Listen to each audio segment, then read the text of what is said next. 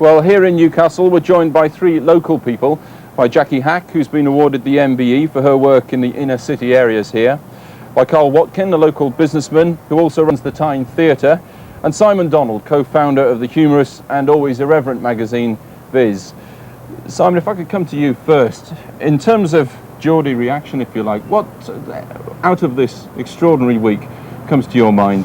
There was one moment, I think it was probably on Monday, and I was involved in the first conversation in which somebody was beginning to say the media are making a lot of fuss, and somebody said, what's all the fuss about? This is the royal family and I'm not personally interested in the royal family. And a friend of mine who's quite a hard-bitten Geordie lad piped up with a comment which I thought was quite unexpected, and it stuck in my mind, which was, this isn't royalty, this was Lady Di.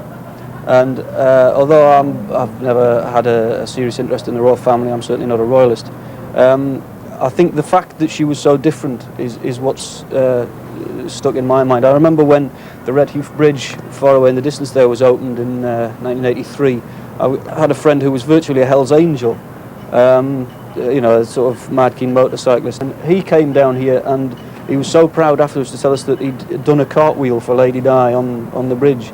And it just seems to me that she'd had this ability of touching people who the rest of the royal family didn't touch, and that has stuck in my mind in particular. Okay. Jackie Hack, similar question, I suppose. Anything that's come out of this week that particularly strikes you from this area? I think for me it's the fact that so many people are talking about what had happened, and a lot of people felt that the coverage was so intense.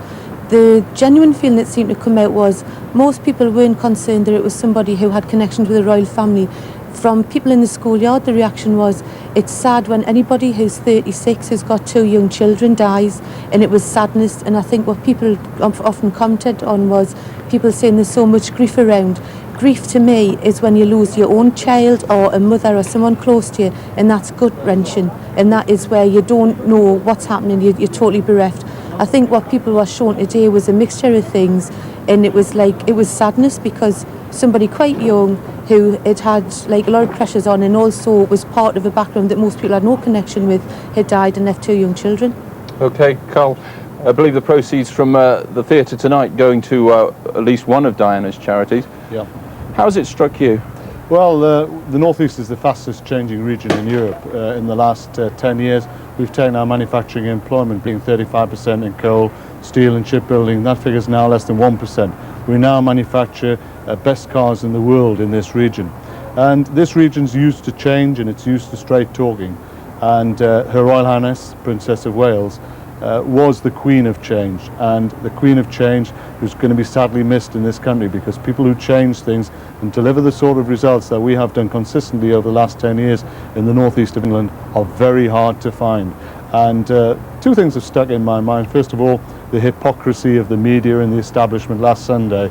None of them had a good word for Diana when she was alive. And also today I was very disappointed in the Abbey to see the applause for a magnificent speech by Earl Spencer. I couldn't add any word to better what he said. The applause starting from the rear of the church, because it was the applause of the people outside. And sadly, not one of the people in the Abbey stood up to applaud as everybody stood up outside.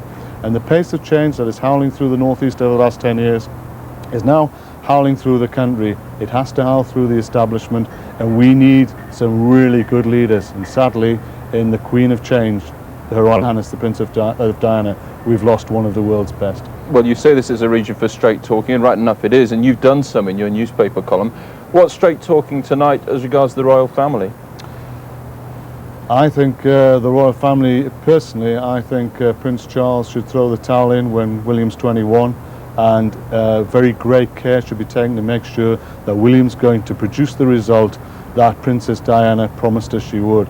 And I think if Prince William is handling the right way, he will. The royal family has got to transform itself and face up to the change that the rest of the country, and particularly the northeast of England, has faced in the last 20 years. Okay, Sam, would you agree with that? Clearly a very strong criticism coming across there, yeah, as indeed in Westminster Abbey.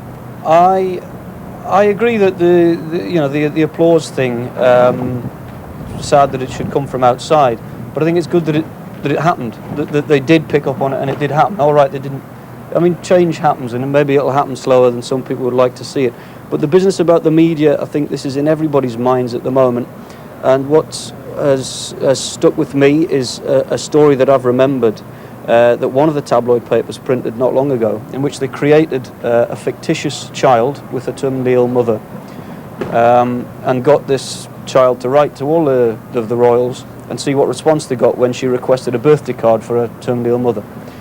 She got a handwritten reply from the Duchess of York, various other replies from secretaries and so on through the rest of the royals, and the Princess of Wales, there was no reply.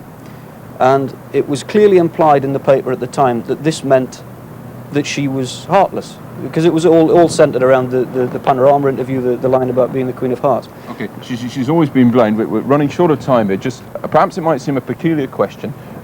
Let me ask you, Jackie, can anything good come out of this? The only thing is to continue a debate that's going on long before this has happened, and that is to think about what's the purpose of having a monarchy there? What do they actually really stand for, and how does that really impede on people's lives who are living in poverty, who are dealing with crime, who are dealing with unemployment?